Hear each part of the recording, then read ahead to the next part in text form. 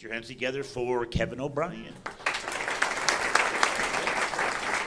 Keeping over recurrence, everybody. Your esteemed host. You guys having a good New Year? By round of applause, who's still holding on to their New Year's resolution after 3 months? Who's doing it? I gotta be honest, that's way more people than I expected. I'm still holding on to my New Year's resolution. This year, I only had one resolution. It was to stop watching porn. I couldn't do it. It didn't make me feel good. I mean, it made me feel good, but only for like 10 seconds, like 15 seconds max. And then all the shame, the guilt that would set in. I was like, how could I be a feminist ally if I'm watching all this porn all day? So now what I do is I just watch feminist documentaries about the porn industry. And turns out what I'm into is broken people, you guys.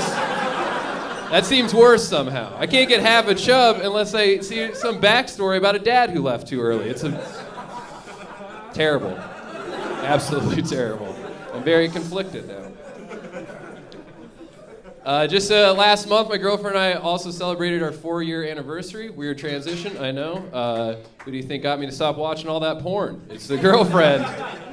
And after 4 years together, we started to talk about marriage, specifically not. We decided to not get married because we want to stay together, you guys. And that seems to be the easiest way to go about that. You know what the number one contributor to divorce is? Getting married, everyone. Can't get divorced if you don't get married. So now she's trying to work in these little like pseudo marriages into our relationship. She's like, we could have a commitment ceremony. Why don't we just combine our finances? I was like, we're both comedians. What finances are you talking about?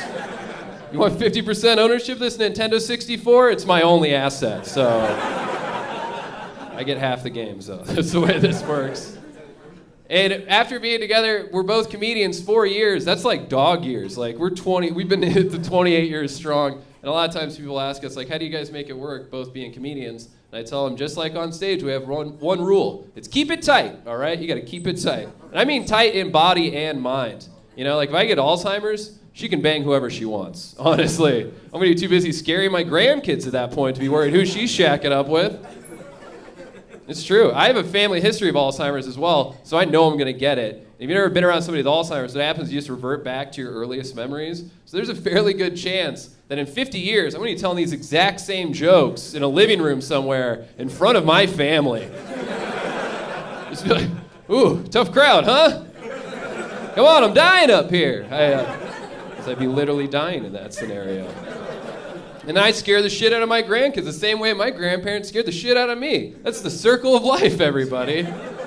It's terrifying when you're a little kid meeting a grandparent. They're like, a kid can't handle that. When you meet your grandparent, that's like meeting the Grim Reaper, and he also has your face. That is some heavy shit for a 7-year-old.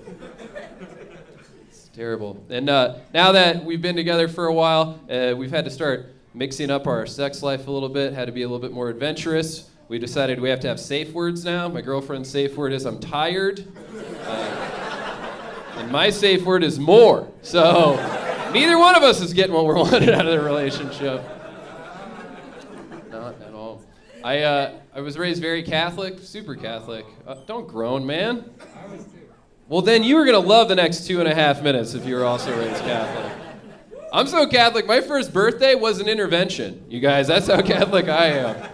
And that's a raw deal if you're an alcoholic and a Catholic. And they tell you to give up control to a higher power. That higher power's blood is literally booze, you guys. They serve wine in Mass. Every time you walk in a church, you're walking into a bar. It is bottomless blood of Christ every Sunday. Get a little appetizer after that blood of Christ. It's awesome. Catholics are the most functioning alcoholics you'll ever meet in your life as well. My family is just full of guys getting blackout drunk, but they never miss an 8 a.m. Mass somehow. I don't understand how that works.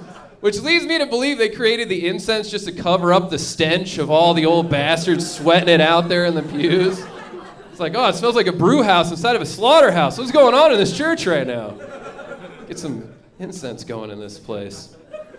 And I was raised Catholic, so much so that I went to Catholic high school and Catholic college, so now I'm an atheist. It's just how it goes. It's like a video game. I beat all the levels, I'm done, right? What do you expect me to do? Keep playing the same game over and over again for the rest of my life? That sounds boring as shit. You gotta see what else is out there. Try being a Jehovah's Witness for a couple years.